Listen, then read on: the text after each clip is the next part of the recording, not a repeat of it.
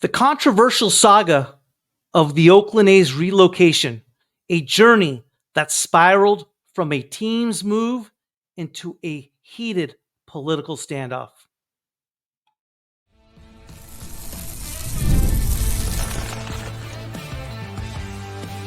You are Locked On A's, your daily Oakland A's podcast, part of the Locked On Podcast Network, your team every day. Welcome to Locked On A's, part of the Locked On Podcast Network, where it is your team every day. I am your host, Bunni, one name. Episodes will drop Monday through Friday at 6 a.m. That's Oakland time, Vegas time, and Sacramento time. Whether you are on your way to work, driving back from work, or listening casually during the day, thank you for making Locked On A's your first listen of the day.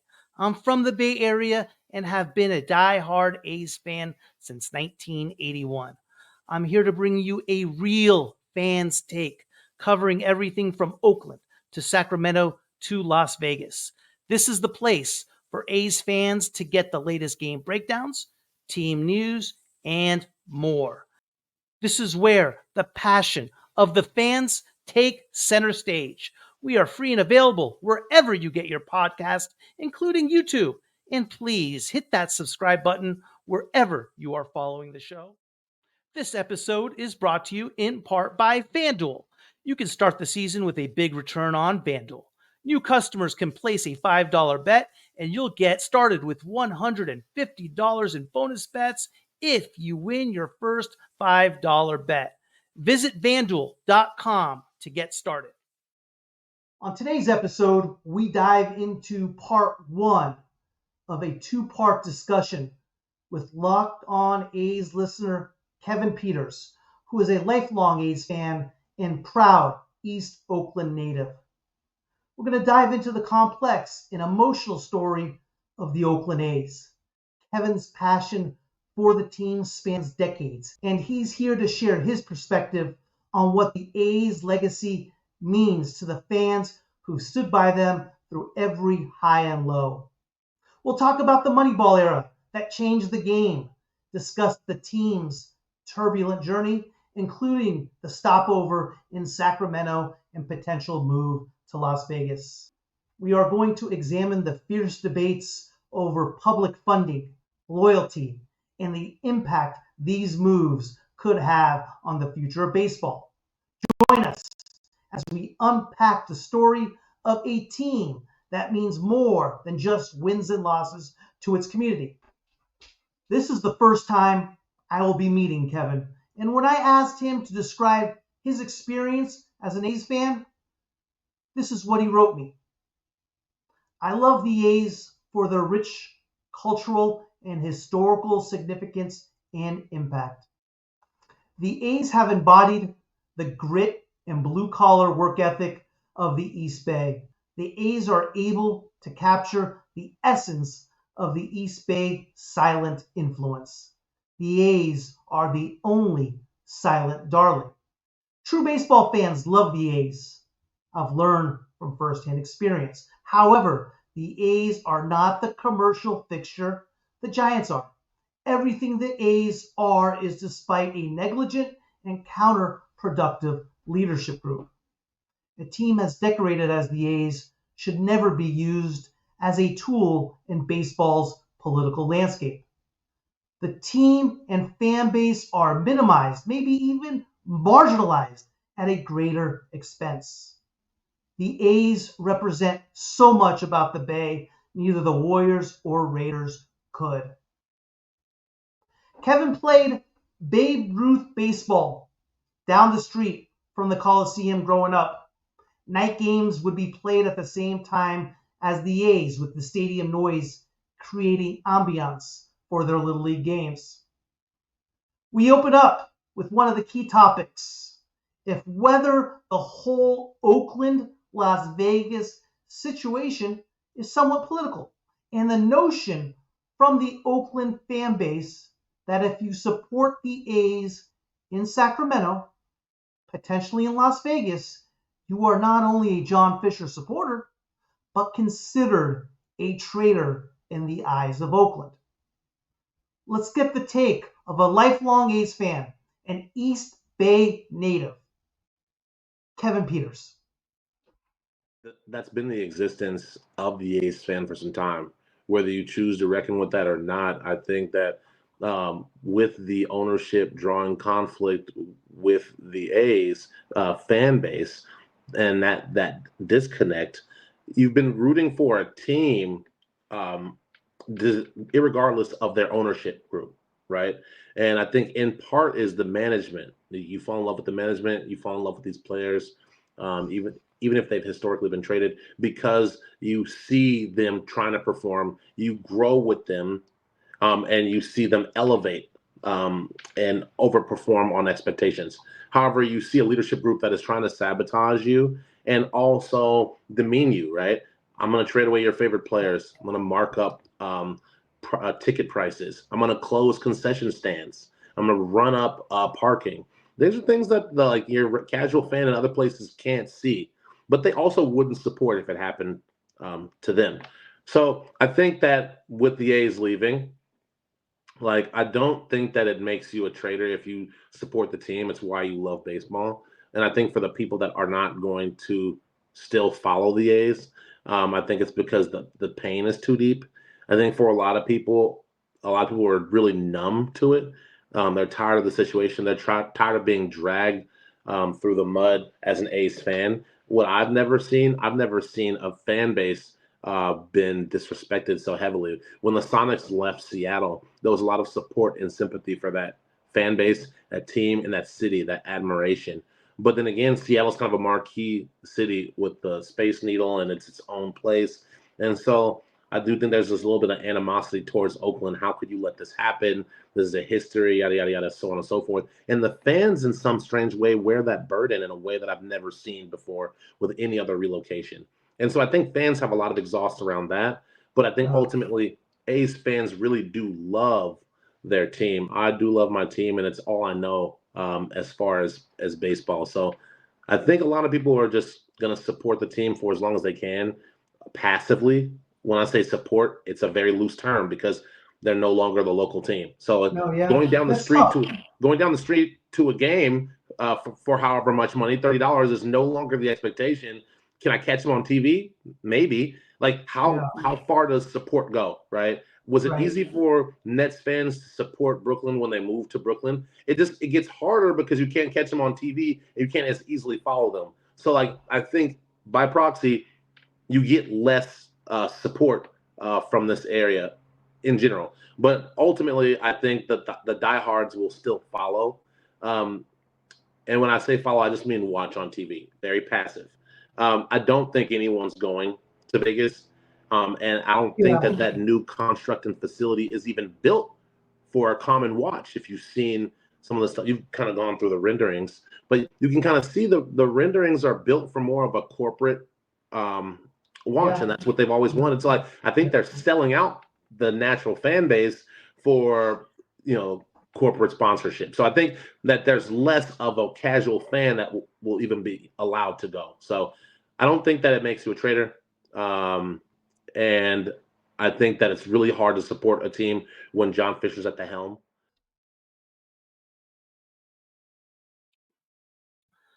This episode is brought to you in part by Hims. Guys, ever feel like you need a little boost in the bedroom?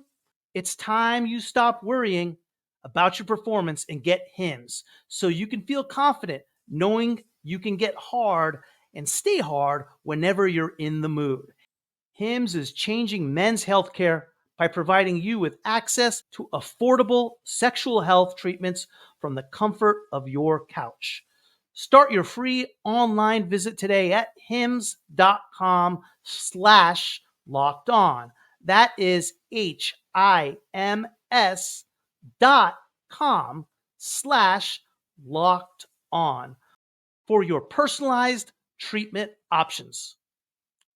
HIMS.com/locked on. The products mentioned are chewable, compounded products which are not approved by or verified for safety or effectiveness by the FDA. Prescriptions require an online consultation with a healthcare provider who will determine if appropriate restrictions apply. See website for details and important safety information. Subscription required. Price varies based on product and subscription.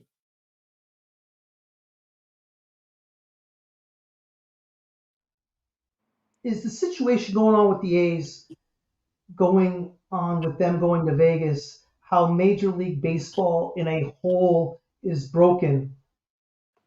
Is this more of a societal issue rather than a baseball issue? And what I mean by that is this. The commissioner allowed this. Baseball allowed Fisher to do this. And let's first get everything straight. And this was corrupt. This was stolen. This was 100% what happened.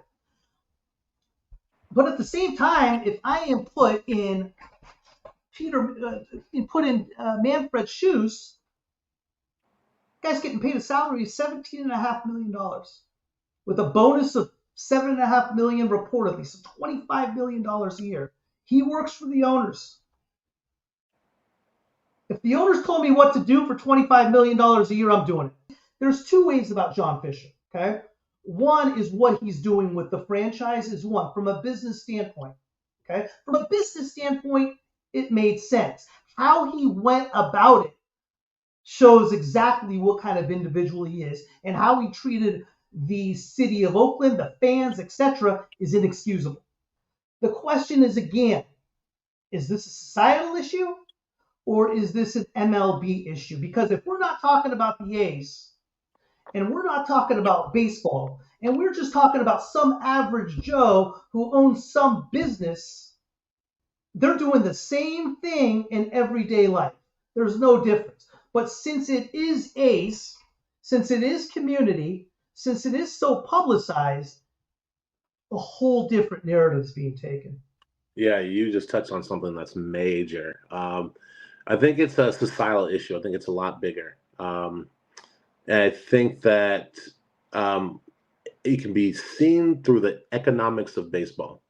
We're seeing failing TV contracts around the league, so they don't have TV networks.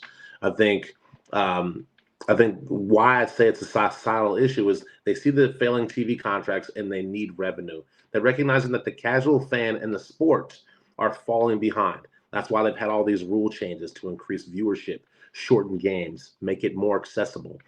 I think that baseball feels like the casual fan and the families are no longer a sustainable way to meet their demands when paying for stadiums, when partnering with TV deals. I think it's no longer America's pastime. It's no longer a family sport. So I think they're selling out for corporate sponsorship. And you've seen it with a lot of the modern stadiums. You've seen it with Truist Park in Atlanta. I went down there myself. I don't know if you have, but there's a whole village, right? Milwaukee wanted that same thing done. A lot of the stadiums have ancillary development as a part of a project deal for owners to make money off of, right? I think that there's always been a lot of disdain for Oakland, but more just kind of neglect, like apathy. And I think they look at the stadium and they're like, well, it's not full. Like no one's there, so no one cares. But I think this is a part of a greater ploy to realign, create stronger regional rivalries, right? They need stronger regional rivalries outside of New York and Boston and LA and San Francisco, right? And so I think they're trying to do that. And I think one of the easiest ways to see that is maybe an apathetic fan base, however manufactured, which I think it absolutely is. I think they're like, okay, who cares about the A's? Let's make it happen. Because you would never move a franchise as decorated as them. And not in the media age, you would never move the Cubs, the Cardinals, the Red Sox, the Yankees. Right. It's not something that you would do. So to do that to an A's team, to me, shows like an irresponsibility and a greater issue. That societal issue being the economics of baseball. That's on the TV side. Let's look at the contracts, right? Soto is expected to make $600 million this next year.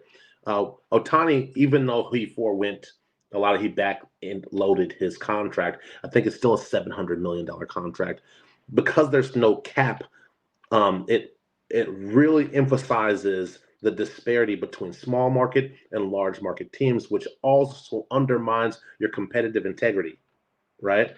And so I Yes. think the only way to make that interesting and enable small teams to compete in a league where I don't see a salary cap coming, because the Players Association is not going to allow that, right? Jobs, money, right? But I think that it creates this divide among the teams. So the teams, to be able to pay for these contracts, need these TV deals. They can't get these TV deals anymore because the viewership has gone down. Teams no longer believe in the walk-up family fan base. It's not sustainable. It's not enough revenue. They're selling out for stadium villages and ancillary development, yada, yada, so on and so forth, to be able to pay for a team that's competitive and pay these $600, $700 million contracts. On the flip side, I'll challenge you. With this move to relocation to Vegas, a lot of people were like, why are A's fans so bitter? This, that, and the third. And I think it's because A's fans have watched 6 different relocation attempts within the Bay Area. When they tell you that, oh yeah, we've tried to stay in Oakland, they have not. They've tried to move everywhere else. And now you can have however much disdain you want for Oakland, but I think people also forget that it's surrounded by Pleasanton, San Ramon, Hercules, Pinole, Berkeley, Fremont, all these other areas that pour in. It services a huge area with a lot of corporate sponsorship from tech specifically. But there's a lot of investors. One of the loudest ones was Joe Lacob. Dave Stewart, one of the A's very own, put up, 20 million more than Fisher did back in the day. But there's always been a disconnect. They've always had an ownership group that wasn't really attached to the city and isn't attached to the players or the team. So there's no connection. There's no oh yeah, the A's are great, we want to keep them here. They're supposed to be Oakland's very own, but the owner sees them as a project.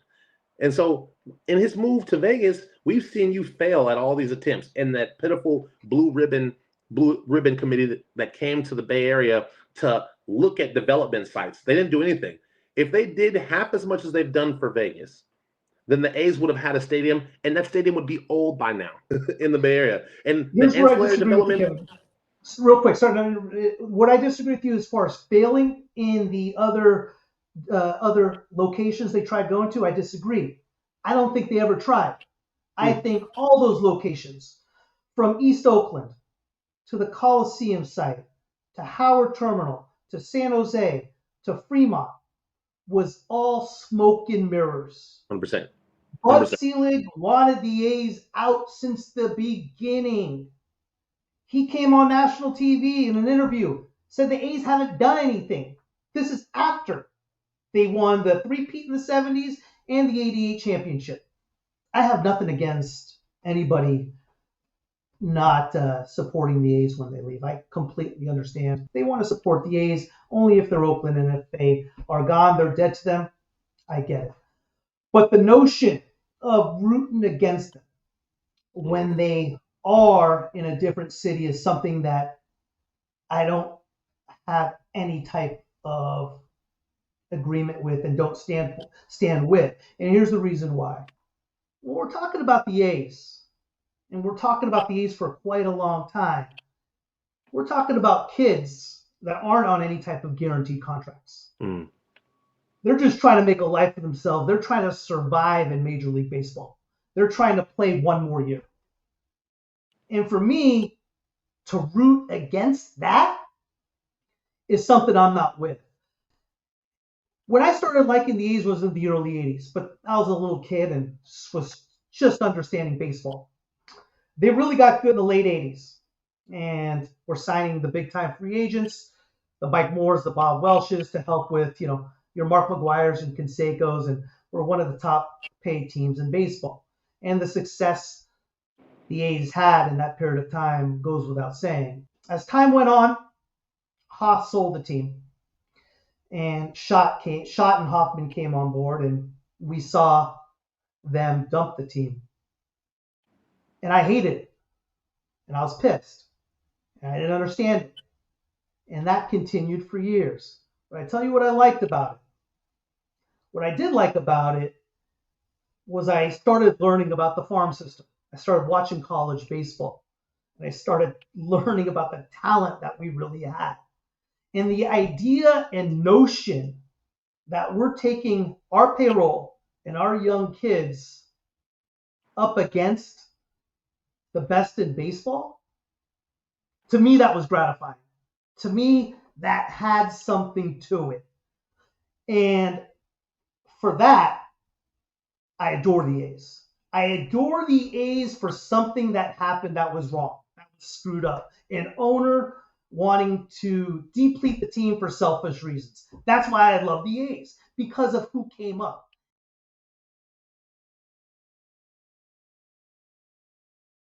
Today's episode is brought to you in part by FanDuel. When I personally look at a sports book, there are two things that are most important to me. Is it easy to deposit? And more importantly, is it easy to withdraw? FanDuel checks both boxes for me. Get ready to tackle the NFL action with FanDuel, America's #1 sports book. Because right now, new customers can bet $5, get $150 in bonus bets if you win. The FanDuel Sportsbook app gives you everything you need to place live bets on the NFL, all in one place. So when you get a hunch in the middle of the game, you can check out the latest stats, view live play-by-play, and so much more on the same page where you place your bets. Just visit FanDuel.com to join today. You'll get started with $150 in bonus bets if you win your first $5 bet. That's FanDuel.com. Never waste a hunch and make every moment more with FanDuel, an official sportsbook partner of the NFL. The A's are able to capture the essence of the East Bay silent influence. The A's are the only silent darling. What do you mean? What I mean by that is that, a lot of the East Bay is known for um, its ability to organize and move against a cause, right? You saw that in the 60s and Berkeley, a little bit in Hayden City, but Berkeley, you've seen a lot of it from a political standpoint. You've seen a lot of the music, the musicians and the athletes that have been infused into Major League sports across the major four sports, and the love that they're revered with, whether it be Ricky Henderson or Gary Payton or Marshawn Lynch. You see this blue collar, hard nosed athlete. You see the hardworking people in what was once a port city, an industrial city, very commercial city that sits in the heart of tech industry and economy. And the East Bay is very silent in that. Like, no one draws that same reverence. They don't have that same romantic feeling that they might with a New York or an LA or something as commercial and mainstream. I think the essence of the East Bay is trendy and thought provoking, everything from tech to politics to sports. I think that the East Bay is at the forefront at many of these things, virtually unnoticed. And as we've described today, the A's have had a ton of success over their 57 years. And, whether whether people choose not to see it or they really don't see it, it's been virtually silent, right? Between the third most pennants, between the 6 World Series visits, the 4 World Series captures, the Hall of Famers, right? This year they started finally acknowledging the Hall of Famers, and I think the disconnect from the org and its Hall of Fame group is another thing that really hurts the team, because people always remember our star players and our Hall of Famers as belonging to other organizations, right? You remember Reggie as a Yankee, and Yes. you remember all these other players as other organizations' players, when the reality is Oakland made them and they made Oakland, right? We The remember Mark identity, McGuire as a Cardinal. Yeah, you're right. the identity of Oakland is synonymous with its athletic sports, which is why the travesty of all the relocation has been really challenging here. But Yeah. this was called the city of champions for a reason. In the 70s, you had the Raiders, A's, and Warriors all winning championships in the decade, right? Yes. And that progressed. But if you ask most people outside of this area, they couldn't tell you that. They would Oh, assume that these teams have just been terrible in all of its existence, and it was very necessary to move. You know, the Raiders moved, and they filled their stadium. So like the question is this really about fandom and people showing up?